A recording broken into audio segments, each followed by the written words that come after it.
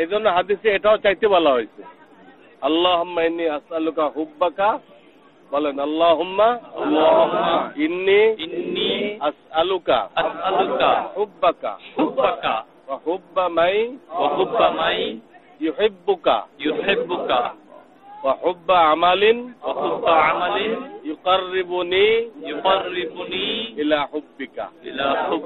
কি অর্থ? আল্লাহ তোমার কাছে তোমার মহব্বত চাই,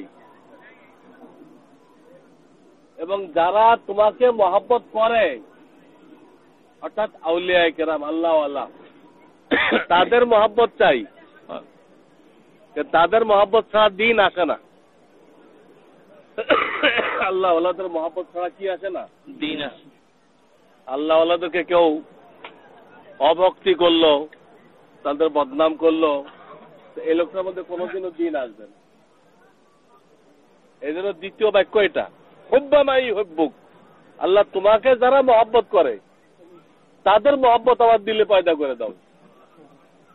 কারণ হাসরের ময়দানে যখন আল্লাহ তাআলা মুমিনদেরকে জান্নাতে যাইতে বলবেন, তখনও কিন্তু ডাইরেক্ট যাওয়া যাবে না।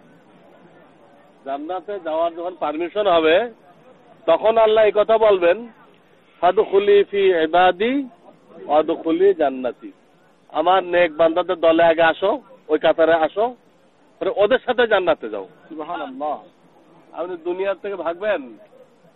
হ্যাঁ, হাসরের ময়দানে থাকে তাদের কাতারে দাঁড়াইতে হবে। আর দুনিয়াতে তাদের সাথে মহব্বত না থাকলে তাদের কাতারে দাঁড়াবে কেমনে? সে দুনিয়াতে কোন আল্লাহ ওয়ালার সাথে তার ওঠা বসা ছিল না, কোন সম্পর্ক ছিল না, তো সে কি হিসেবে দাঁড়াবে?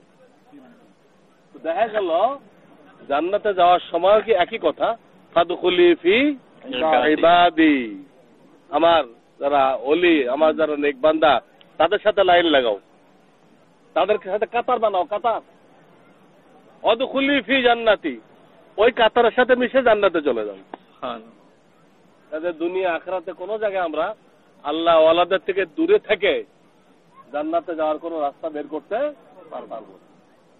দুনিয়াতে তাদের সাথে মহব্বত রাখতে হবে, তো ওই আখিরাতের ওই দৌলত নসিব হবে। আর এটি একটু আগে শোনাইলাম, আল্লাহ ওয়ালাদের সাথে তার মহব্বত থাকবে, এই লোকটার ইমানি মৃত্যু নিশ্চিত।